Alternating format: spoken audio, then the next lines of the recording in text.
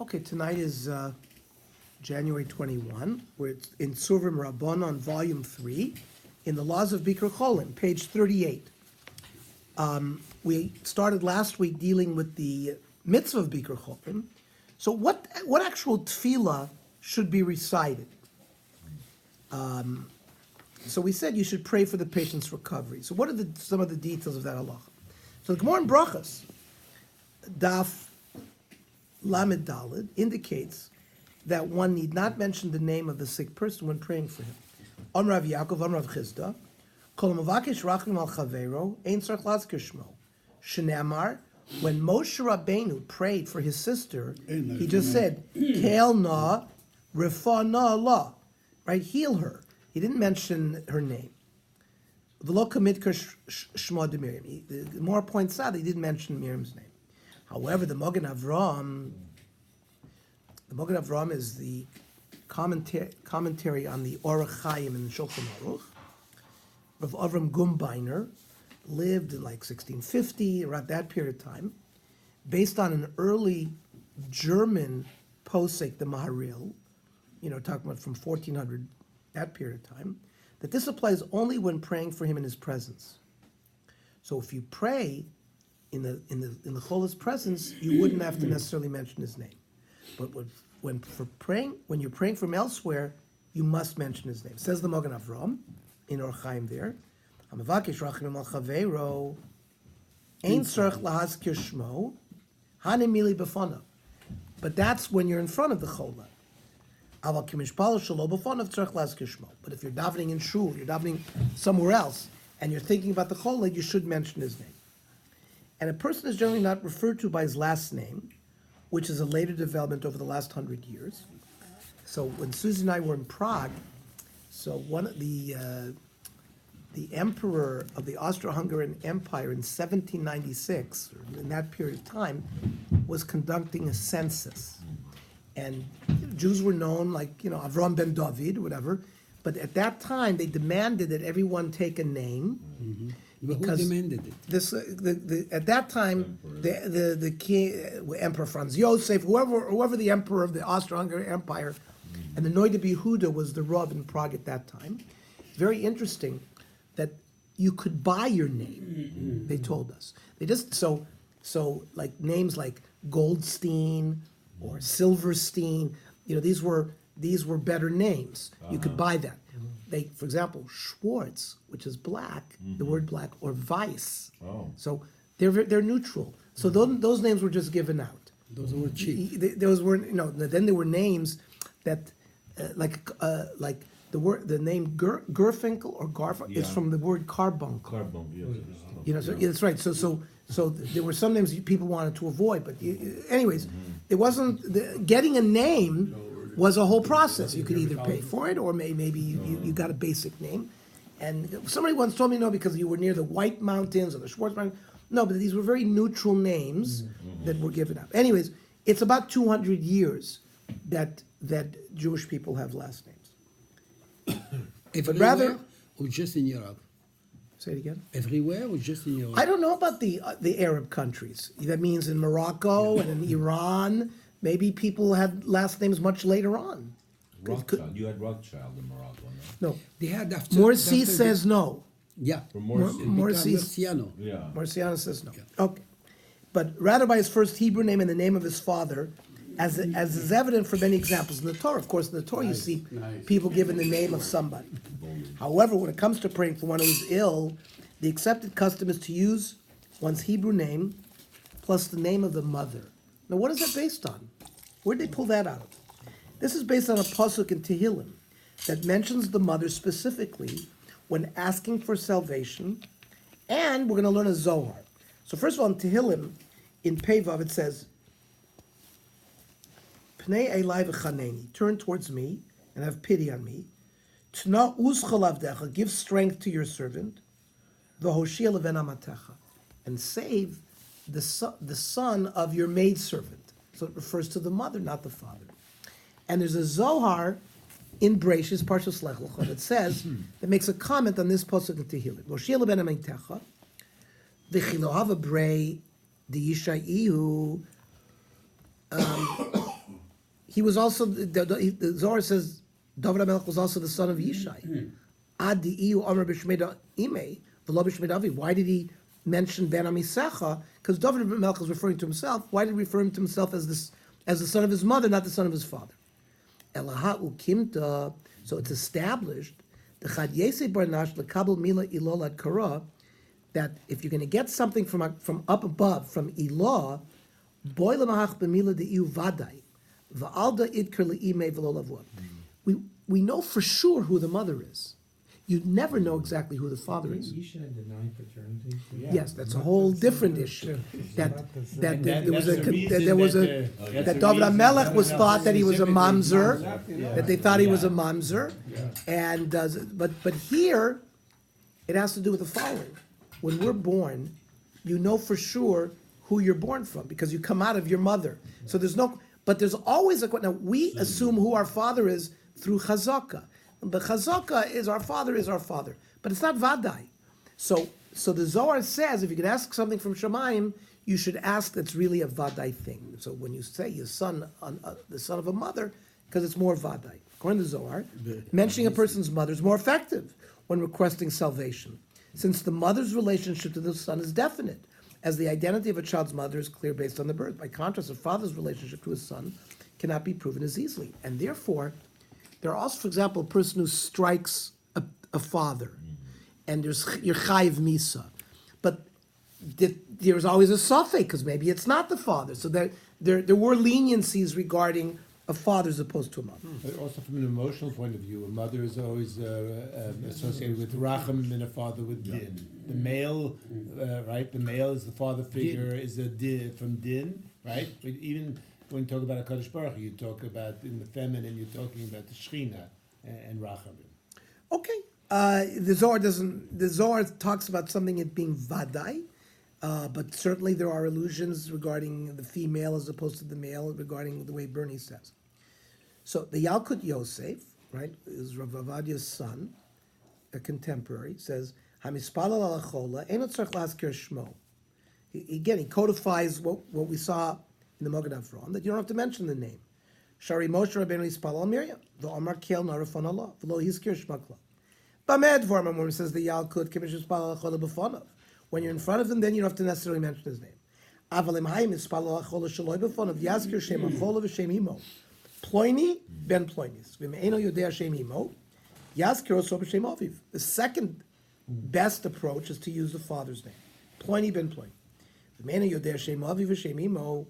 Hamina Glomer Ploini Ben Chava, right? We always say in Shul Ploini Ben Sara, or Ben Sara, but here he says Chava. Bamispal alachoyle, Yachol Hashanis Miloshna HaPasuk, Lamer B'Tfila Kel Narafon Allah. You also can use the language of the pasuk that Moshe Rabbeinu used, the Kel Narafon Allah pasuk. Now that would work for a female; it wouldn't quite work for a male, because law refers to her.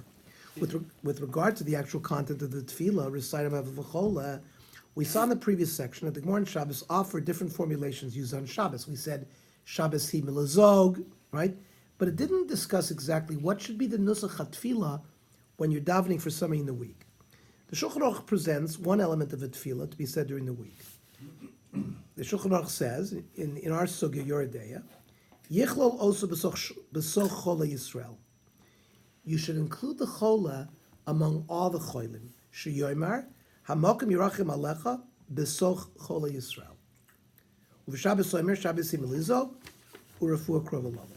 So this concept of being sort of included in the klal is an important call. Now the Gesher Chaim, Rav Tukachinsky, offers a more detailed suggestion concerning the manner in which one should pray for the sick and which prayers to recite. The Gesher Chaim passed away like in 1920, 1930. He was in the early Yishuv in Eretz Yisrael.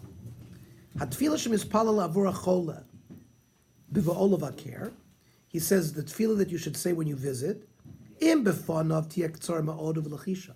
like we learned last time, you shouldn't daven like in front of the chola. It makes him feel bad. And so you should do it quietly, and you should make it short. You can even do it in a different language. So he says if you're davening not in front of the chola, you should use Hebrew. V'ichlol oto b'shar chol Yisrael. V'amabiyah lo bracha. If you're going to want to make a bracha, ayachal levarcho b'fonav lavdavka b'lechisha. Now, you can bless him. He says, not necessarily quietly, even openly. And tov lispal alav b'shlosha psukim alalu. He gives us psukim. The pasuk where it says, Ve'isir Hashem imcha kol choli. Right, Hashem should remove all illness. V'chol madvei mitzrayim aroim asher yadato. All the various sufferings that we had in Egypt. Lo yisimam bach, unetanam b'chol sonech. Rather, you should give it to your enemies. And then, after the Shira, there's a pasuk that says, Vayomer shamot yishma l'kol Hashem lokecha, vayashar beinav taseh v'zantel mitzvosav, v'shamata kol chukav, kol hamachla, asher santi b'mitzrayim lo asim alecha, ki ani Hashem rofecha. It's another pasuk you should recite. And then you should cite a pasuk in Yeshayahu that says, Borei niv sfasayim, the person who created lips, Shalom shalom larachok v'lakarov. Should be peace to far and close, Omer Hashem urefasiv. And it should heal him. V'yesh mispal malav b'psukim alalu. Lo su'unech elecha ra, v'nega lo yikrav b'o alecha. That you shouldn't have any negoim in your tent. Ki malachav yitzav elach, and the angels lishmorcha b'chol haderech should be commanded to watch over you. Then you should say what we say in Shemon Esrei, Refoeinu Hashem ne'rafei, Hoshieinu v'yashea ki tzlasenu what? Ki mishpal beis hakneses u'b'mokom acher avur hachole shelo b'fanav noyhagim loymar 18 mizmorei tehillim, and he gives you the various prokim to daven. V'imrotzim laharbos b'tefillah moisiv gam mizmorim elu. He gives you other specific kapitlach for a chola. Achakach oimim b'mizbor samnei ape. The samnei ape is kuf yud tes. Para kuf yud tes, it goes by aleph beis. Each time 8 times. That's why it's called tamnei ape. So, for example, you've been to a funeral where they will say a kapitel tilim based on the name. You know, mem, nun, ches, mem. But it's usually based on these psukim from Kuf Yud Tes.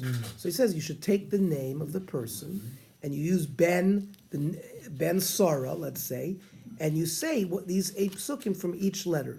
So if it's Aleph, you go to the thing, you say, that's what he means by... The same kind of, is this the same parak you use when you go to Kever? Yes, the same Kuf Yud Tes. Mishmo shel hachola. Upsuke krosoton. The same, you go to the Kuf Psukim and the Reish Psukim and the Ayin Psukim to tear up the Satan. And then the Yehirotzen Shem L'choyle and the Yehirotzen for Cholim. V'im oimrim b'tzibur asara. If you did all this with a minion, Mesayim b'yud gimel midas u'mishabir. Although we have seen it's certainly important for the visitor to pray after the sick, in truth, the prayer of the sick on behalf of himself is more effective than the prayers of others on his behalf. Chol has to daven for himself. As is evident from the comments of Rashi, concerning the episode when Yishmael falls ill, after being banished from Avram's home, and he cries out himself, Vayishmalu kim es kol anar, Vayikra malach lekim el hagar min hashamayim, Vayomer la malach hagar, al tiri, ki shama elokim el kol anar b'asher usham, that Hashem heard the cries of Yishmael. Says Rashi there, as kol anar, mikan sheyofet tfilas hachoyle mit tfilas hacher malon, that it's more effective for the cholah to daven for himself. V'hi kodemes lis kabel. Daven for himself. The cholah, it's more acceptable to Hashem when the cholah davens for himself. So, is this accepted, like, for example, in the 3 psukim that the Gesher Chaim is quoted? Do people do that when they come to visit a cholah? Yeah, he gives you a formula. He gives you a formula. Yeah, okay. This is the only formula. You see, the Shulchan Aruch was all the Shulchan Aruch says is Hamokim Yirachim Alecha B'Soch Chol Yisrael. The Gesher Chaim expanded it a little bit, gave us more of a formula what to say. Those are the sources we have. Now, what level of a cholah requires Bikur Cholim? Right? We've already discussed a lot of points concerning this mitzvah. It's mentioned in the Torah. What's the goal of the mitzvah? The Gemara doesn't directly address how sick one must be such that the mitzvah takes effect. That means, is there going to be a kiyum of Bikur Cholim if you visit somebody who has a cold or a headache? right? Does anyone with a light ailment, such a cold or a cough, qualify as one who is sick with regard to this mitzvah? Is there a mitzvah to visit someone just because they stayed home for a day and didn't go to school or work? It would seem that perhaps there's a parameter to this mitzvah, and not everyone who is ill is included. And a number of achronim deal with this. So the Zerach Chaim explains that only a sick person who requires assistance, significant assistance, is included. Remember, like Rabbi Kiva came to the person's house and swept for him. So it's a chola that can't do for himself, and suggests it can be derived from the story of Rabbi Kiva. However, one with a minor illness would not be included. Says the Zerach Chaim, Pasha to get her mitzvah speaker Cholim Nemra Ba'osa Chola Hazakuk Shivak, who needs visit. Shemach Mas Cholov Nofal Lamita. He's in bed. He can't prepare food for himself. He can't deal with himself. He couldn't sweep or clean the floor.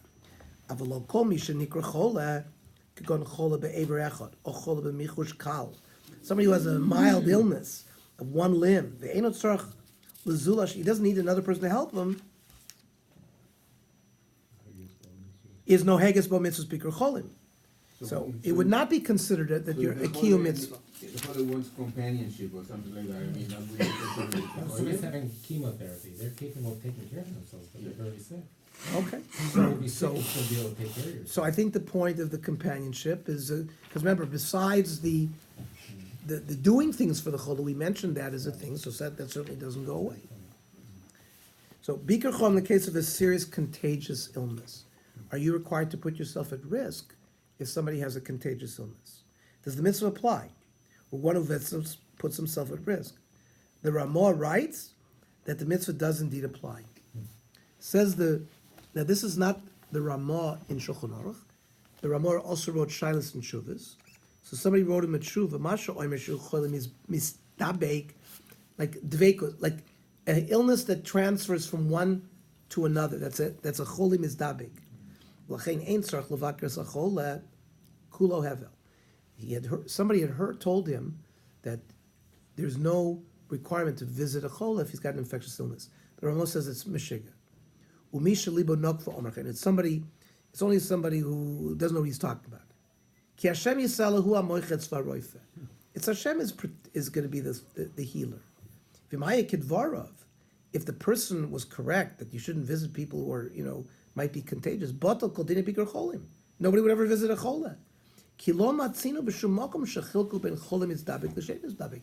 Ramos says in all of this discussion, they never saw that they made a chiluk between somebody having an infectious illness or not. On the other hand, Rav Chaim Chizkiyahu Medini, in the Stei Chemet, says it's not so simple. So the Stei Chemet, there's a biography before, it's very interesting. He was a Sephardi rabbi, and the Stei Chemet was like an encyclopedia. One of the first, it's by Aleph Beis, but subject matter, like eventually the Encyclopedia Talmudit became a much larger than the Stei Chemet, but the Stei Chemet is still used today. When you're researching a halacha, you can look at the Stei Chemet and see what he brought. He had brought a lot of the Shalos and Shuvas on various inyonim listed alphabetically. So on Bikur Cholim, he had a thing where it says Be'ikr mitzvah zu im yeshchiluk ben shar cholim lecholim achlos magefa. There's an epidemic. Is there a difference between like a regular chola and let's say there's an epidemic going on? So he says umachlokas. Rav Knesset Agdola cause of mitzvah zu ein lechalik ba ben cholim magefa lecholim acherim.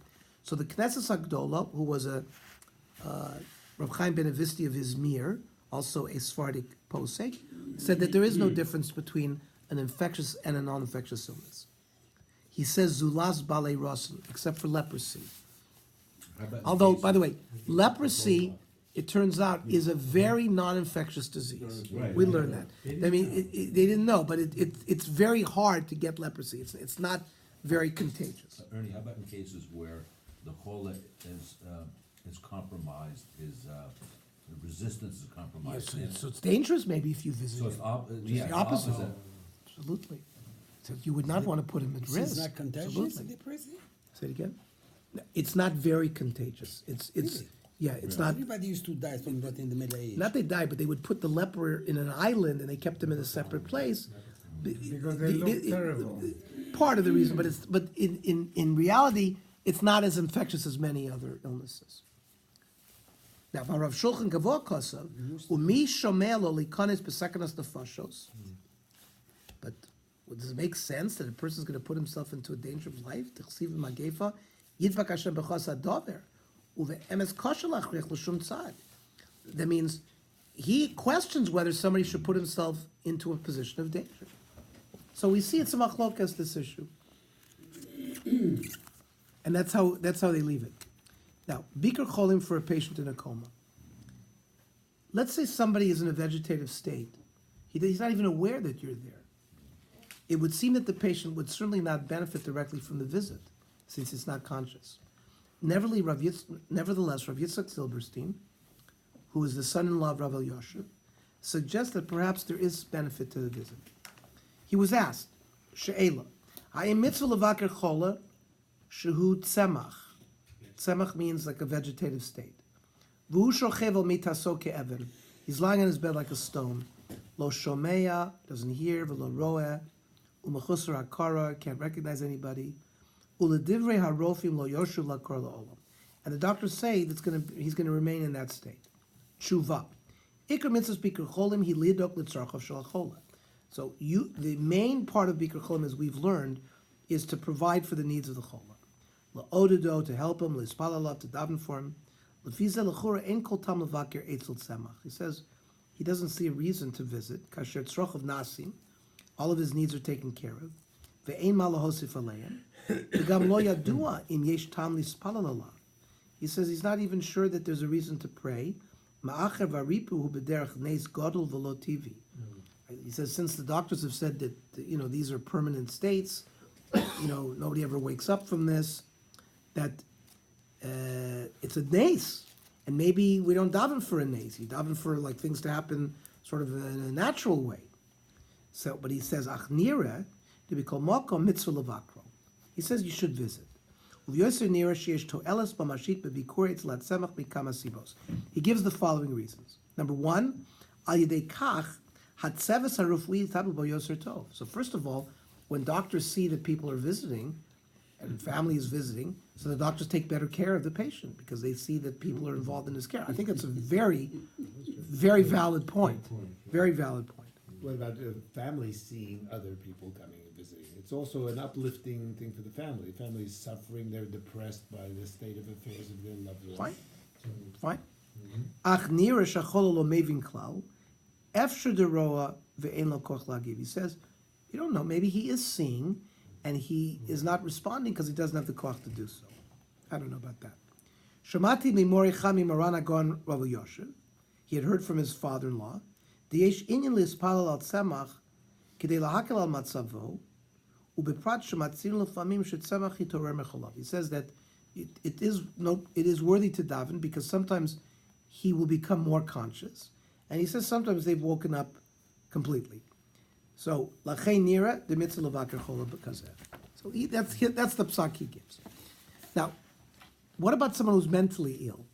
So, Rav Gedaya Aaron Rabinovitz, I think it's also a contemporary posek, says yes, nira degam chola nefesh, hu bechlal bikur cholim. K'lavur b'feirush shamish al the ruach ra he min melancholia. So the Rambam understood when it says ruach ra to be like depression. The Rambam kora also choli. The Rambam refers to such a thing as you're sick, and you have all the dinim of a chola. So based on that Rambam, he says Bikur Cholim does apply. What about to non-Jews? Does the mitzvah of Bikur Cholim including visiting an acquaintance or a friend who's not Jewish? The answer is that one may certainly visit a Gentile, but the primary purpose, it's a different halacha. It's darkei shalom, as the Gemara Gittin and Shulchan Aruch says. Ton Rabbanan. Mefarnesin aniyei nochrim im aniyei Yisrael. That not only do we give tzedakah to Jewish poor people, we give it to non-Jewish people. The guy standing on the freeway, with a sign, you should give him tzedakah as well. Uvemakrim choli nochrim im choli Yisrael. The koivrin meisei nochrim meisei Yisrael b'tei darkei shalom. There's a reason. This is to promote peace between the people that are living together. It's not that there's a din of Bikur Cholim. It falls under the get of darkei shalom, as the Shulchan Aruch says. Mevakrin chole goyim b'bnei darkei shalom. And the Rambam shows us a pasuk in describing the reason for performing Bikur Cholim for Gentiles. Afilu hagoyim, says the Rambam in Hilchos Malachim, tzivu chachamim levaker choleim. We were commanded to visit them, ulikvor meseim and meisei Yisrael, even to bury them with us if necessary. Ulefarnes aniyeim b'chlal aniyei Yisrael b'nei darkei shalom. Harei nemar tov Hashem lekol v'rachamav al kol masav. Doesn't refer to just Jews. It refers to all of Hashem's creations. V'nemar drachei darchei noam. Our ways should be pleasant.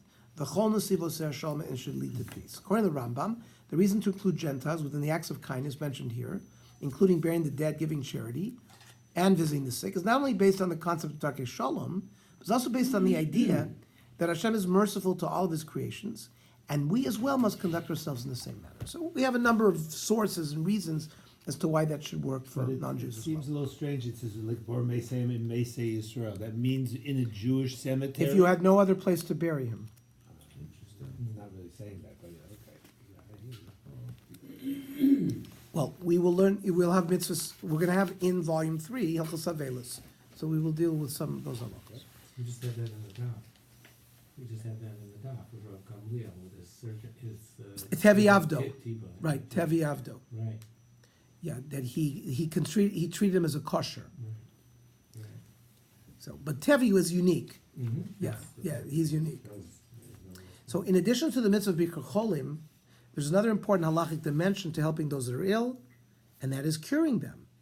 You might have thought that if one is injured, one shouldn't seek medical treatment or care, as Hashem caused that person to be placed in this situation for a specific reason, and He doesn't want the person to be cured through human intervention.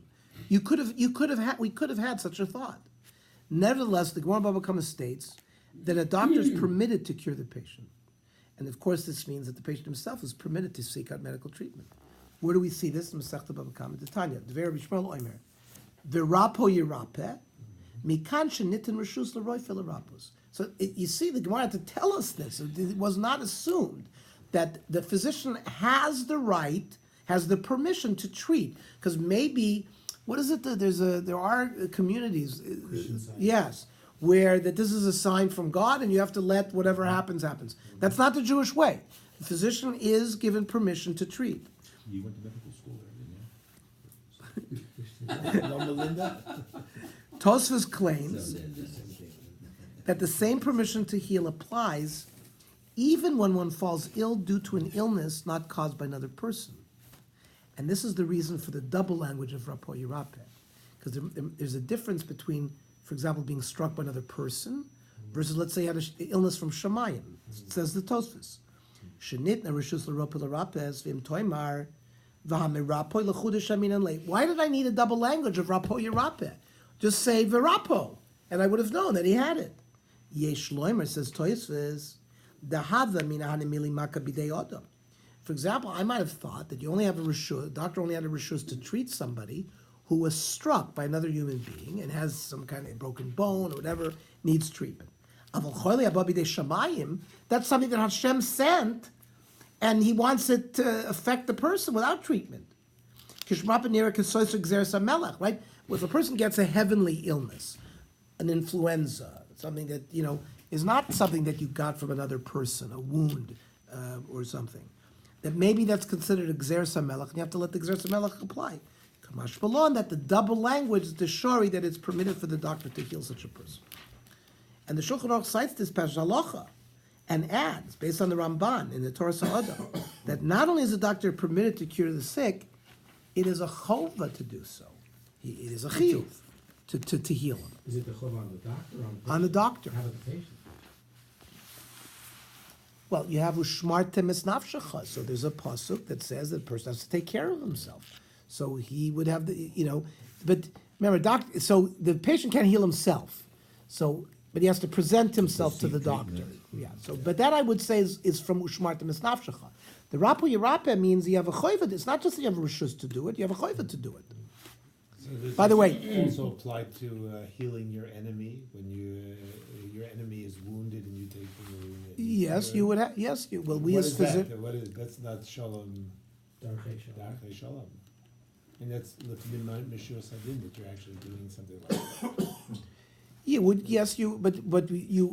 We as physicians do that all the Of course we time. do. I'm just And trying the, to and tell the you where Jewish does it come halach from would this be source. the Jewish halach would be the same, I would say, because we see when your enemy is chamor, you still have to help, right? If they need the din of prika and te'ina, so they're also you have to help not just your friend, but even your enemy. You have to help in that situation. So it would be the same. It would be say by refuah. Now, very interesting. The Rambam held that when you for example so number one, there was something the Rambam said, if you could you study a medical textbook on Shabbos, because normally on Shabbos you're not supposed to read divrei chol. So he held you could read, because since it's a mitzvah, you're not, it's a chova and it's a mitzvah, you would be allowed to do it on Shabbos. So that might be enough kamina that applies here. So what does the Shulchan Aruch say in your Yeridea? Nas natar reshus l'ropi l'rapes. So it's a beferish Shulchan Aruch. Umitzvahi, u'v'chal pikuach nefeshu, v'monea atzmo, hareza shofech domim. A doctor is a murderer if he holds back and doesn't treat, and the person dies. U'mi lo yisasek b'refuah elim ken hu baki. A person who's not an expert should not jump in and treat somebody. V'lo yesham gadol mimenu. And for example, there might be even a bigger expert. She'im lokein hareza shofech domim. So, same thing. If you jump in and you're not an expert and you try to treat somebody, and he dies under your hand, you're considered a murderer. La halacha. Even an emergency? You mean like the Good Samaritan Yeah. law? I would say if there's no other choice, Yeah. and you're trying to do the best you can, but the Shulchan Aruch says, certainly if there's another expert there, don't get Of involved. course, yeah, but if you're the only person. If with you're some only bit of now, if you were knowledge. negligent, so again, it certainly doesn't say, it doesn't give us the same parameters of a Good Samaritan law, which says, What's the law which on technically protects you, but it's not written down. Do you know that I've been on a flight? I was on an El Al flight, and I was called down, and I worked on a patient for 2 or 3 hours. I had to start an IV on this woman. Her blood pressure was low, and everything like that. And after struggling for 2-3 hours, all of a sudden, the guy 2 rows behind. I'm a cardiologist. I mean, I'm a urologist. I never take care of these kind of things. And he raises it. Oh yeah, I'm a cardiologist. So they're afraid. Yeah. Sometimes they're afraid of getting involved because they're not sure that the Good Samaritan law protects you.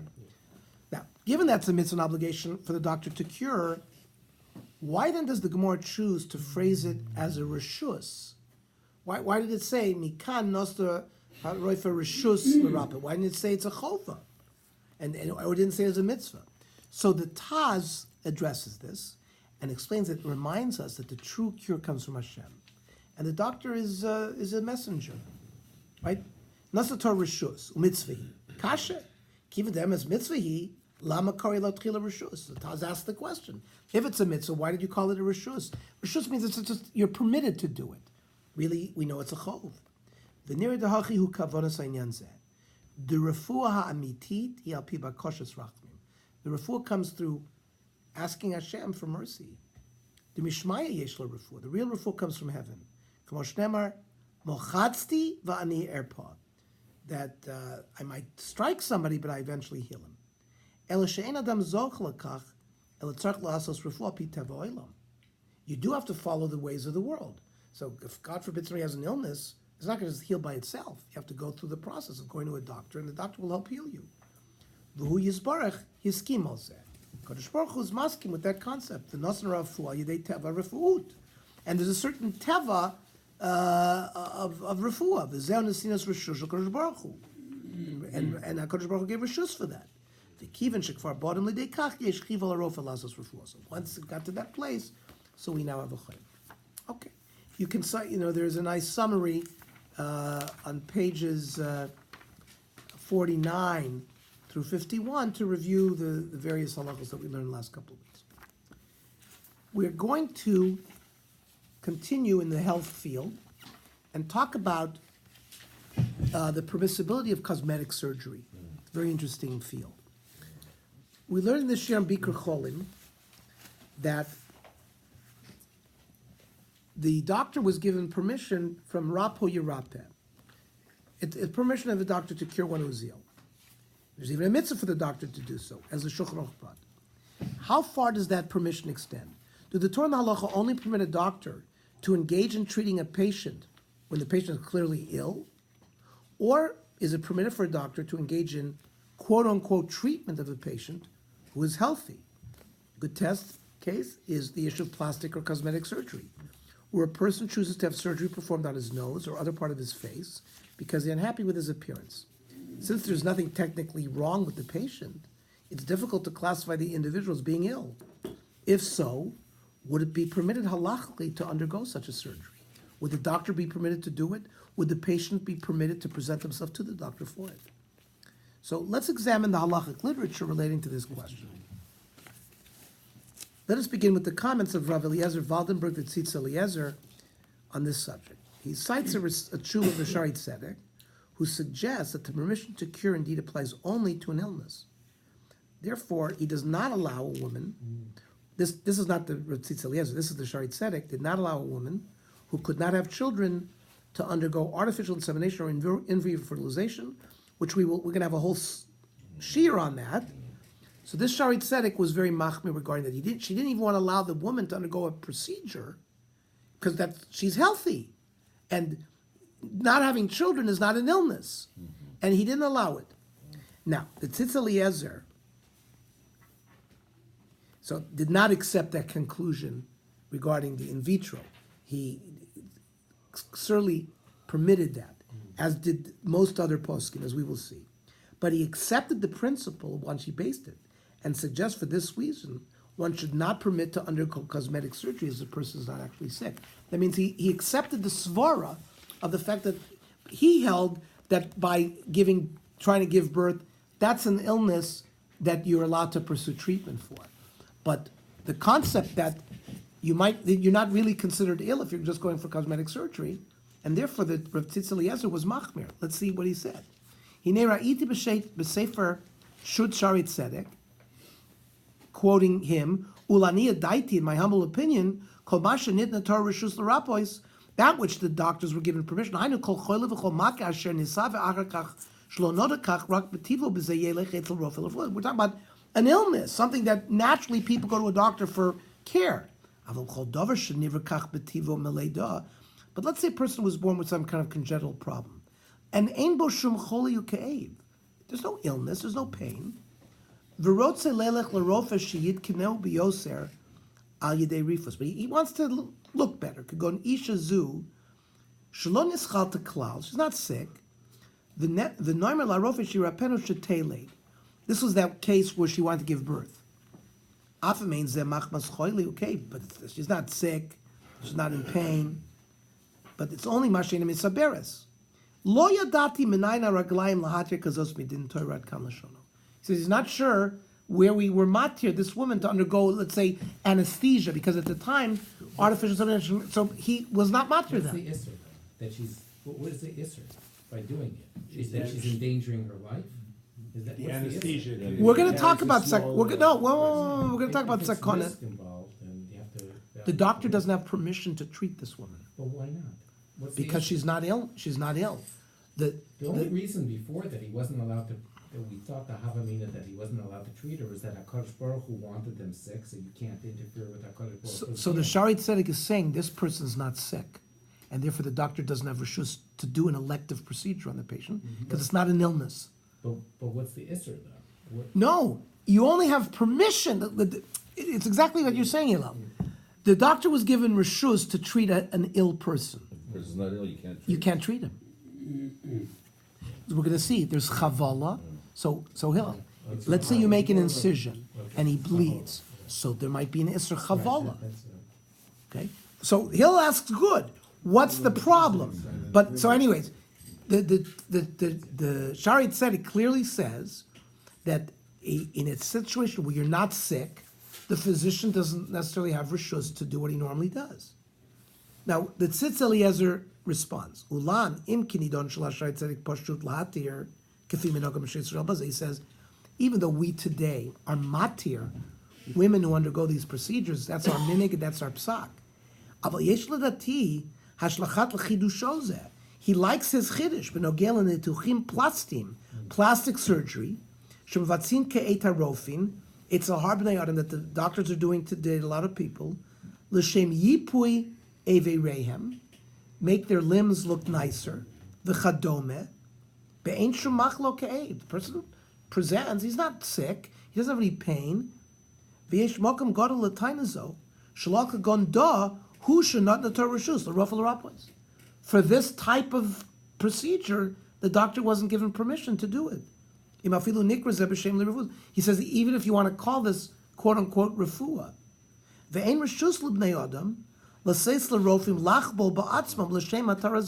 so it goes both ways. The doctor isn't allowed to do it, he doesn't have reshus to do it, and the person isn't allowed to present himself to the doctor for the procedure. So it's both ways. There's no greater artist than our Shem. Because when we had this in Daf Yomi too, we said, Ki ein tzur kelokenu, al tikra tzur el etzayer. Right? Don't call him tzur, call him the designer, the great designer. V'hu yizbarach shmor tzar, v'yidbila kol echad v'yachad miyitzur b'tzalmo v'dmuso. Because Baruch Hu made everybody with a certain selim and a certain way, and that fits for him. V'alav ein lahosif mimenu and ein ligroa. That's what the Tzitz Eliezer said. By the way, the Tzitz Eliezer passed away in 2006. We're not talking about, the Tzitz Eliezer wrote a 21-volume. He started already in the 50s. He lived near one of the hospitals in Yerushalayim, and the doctors started asking him questions. He was one of the first medical halachists, and in terms of shilas and of course, it grew into a huger field. So, according to Rav Waldenberg, any medical condition with which a person was born and does not cause pain or illness at all may not be treated. He therefore would presumably permit treating natural conditions that cause minor illnesses, but does not permit plastic surgery where no pain or illness exists, and the person is simply unhappy with his or her appearance. Now, cleft lip and cleft palate, that's not just appearance. There's issues, speech, talking, food, breathing. Right. So. That's not elective. I'm just saying. We'll see. It would be nice to hear Rav Waldenberg say that. Health as mental health. How if somebody mentally maybe somebody has a huge proboscis. Sure, you're going to dump it out on the next page. Right? Because that's good, also health. good, very good. So we have now a couple of svaras. We'll see how we're going to deal with it. So he concludes with the emphatic statement that Hashem treats each person as he sees fit, and you shouldn't attempt to change the fit. Other poskim do not mention this concern that Tzitz Eliezer, and do not appear to believe that it's problematic to alter one's appearance for this reason alone. It would seem that they believe that if Hashem has allowed us to perfect such medical procedures, it's generally permitted to use them, if they do not violate a specific prohibition. Instead, many of them address the question of chavala, causing injury, and discuss whether elective surgery violates that prohibition. Okay, so what is chavala? The Torah never explicitly forbids a person from striking or causing injury to another. So if you thought that there was a pasuk that says al tachbol or whatever, the Torah doesn't say you can't do it.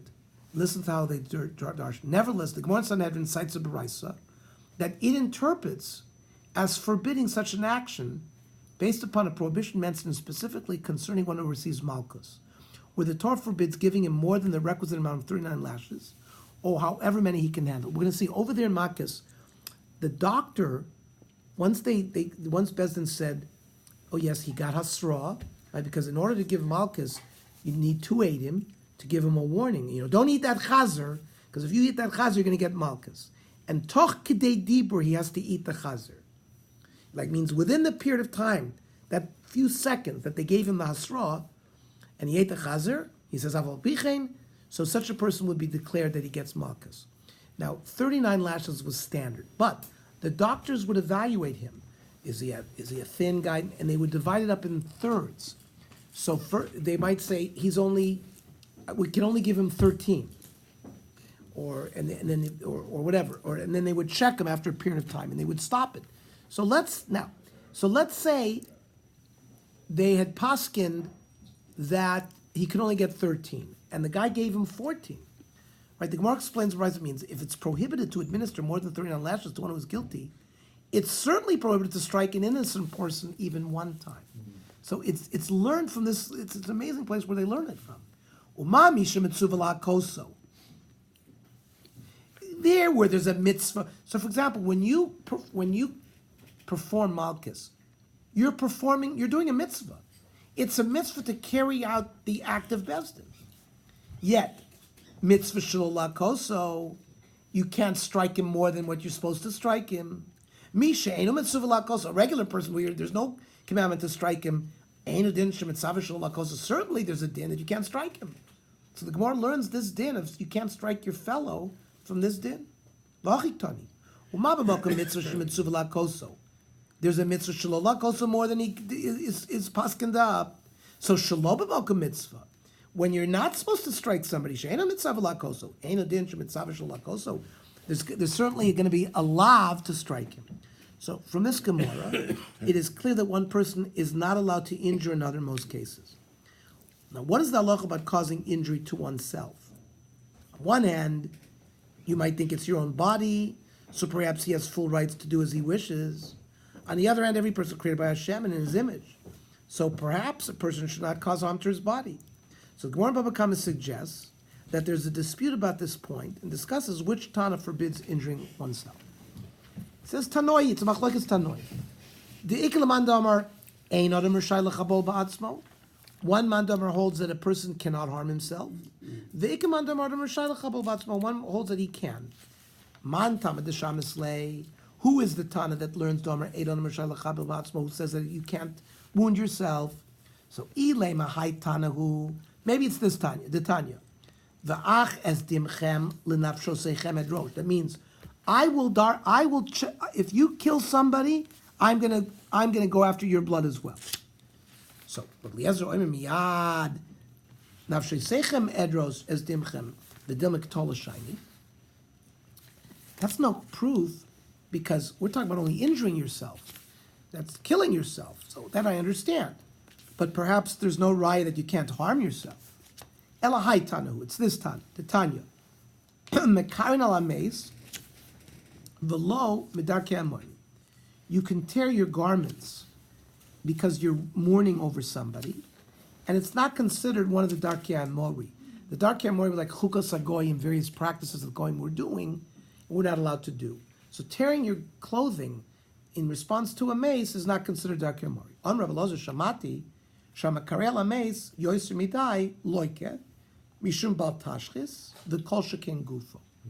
So if you tear your garments too much, he's concerned that you're going to be over bal tashchis, and certainly, for example, if you make marks in your body, so certainly if you can't even damage your garments, alachas kama v'kama, you can't damage yourself. So perhaps this is the Tana that we're looking for that holds you can't damage yourself.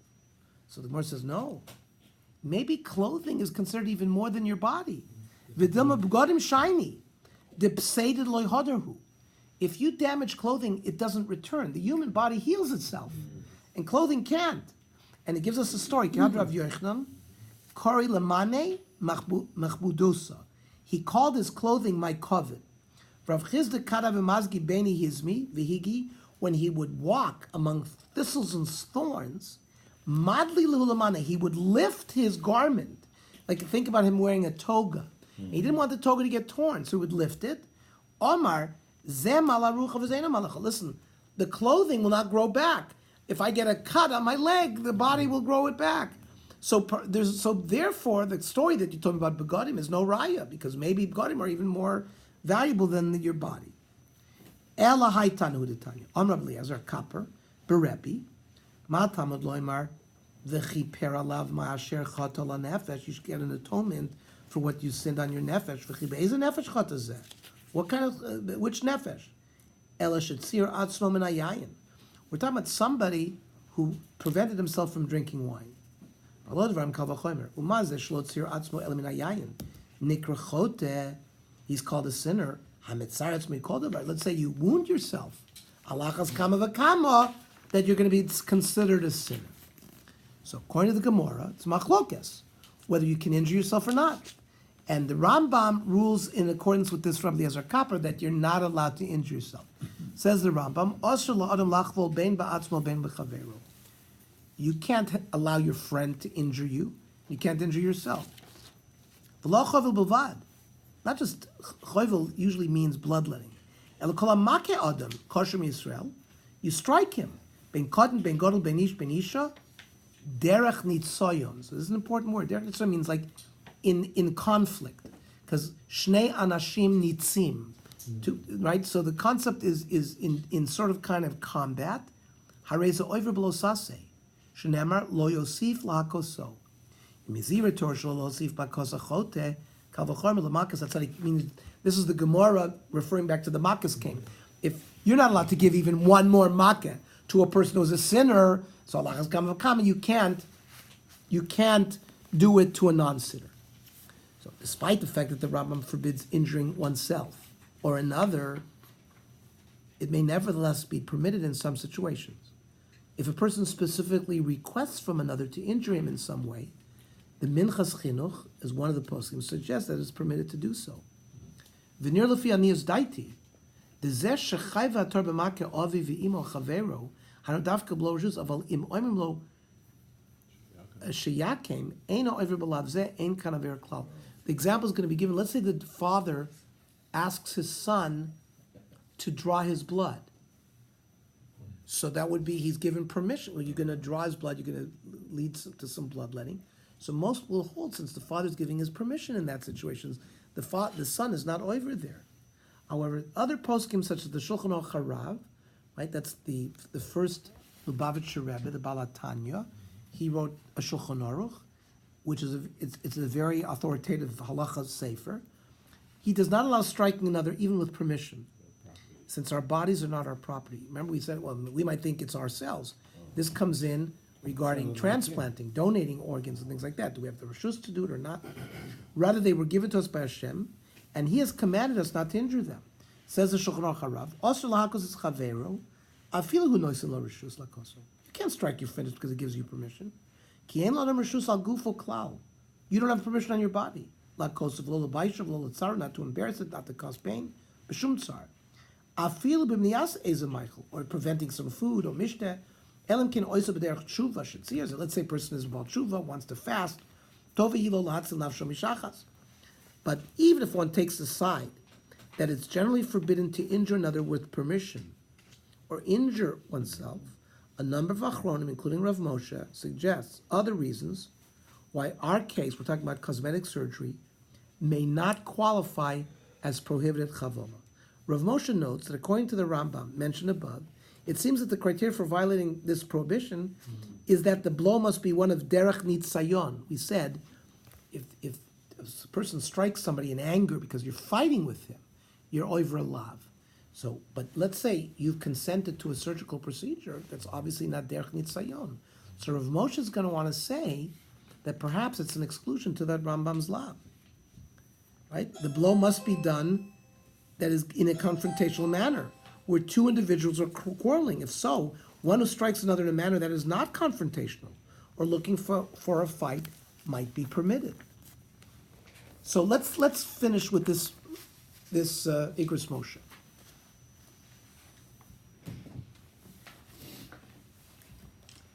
Nish'alti b'na'ara, Rav Moshe was asked about a girl.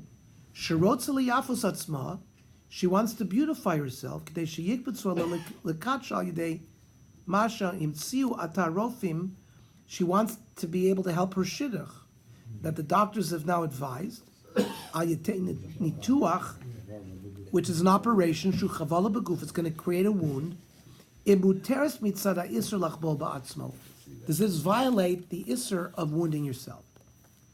Aval Rambam hakosav b'reish perik, hey michoyvel be'isra kol adam kosher Yisrael shu become a derech nitzoyon ulechad girsa derech bizoyon ayin sham v'im kein be'uv dezeh shechavolu liafosa. Here the girl is having this wound to make herself more beautiful.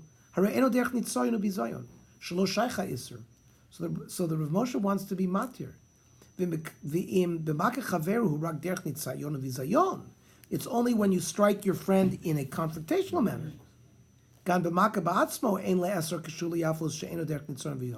But a cosmetic procedure is not confrontational.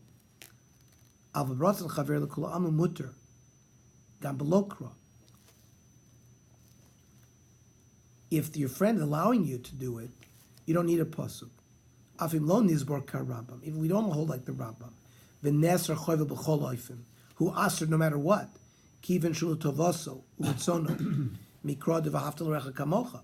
right? You have to love your friend, so why would you strike him? He says, since by the girl, it's for her benefit and she wants it, he says there's no question to be matir, even if you don't know like the Rambam regarding his sheet. Ein b'Sanhedrin, Rav Masda Omar, shkein muter lahakiz dam la'aviv. Same issue. A son is not allowed to strike his father. You're chayiv misa if you strike your father. If you draw blood from your father, you're chayiv misa.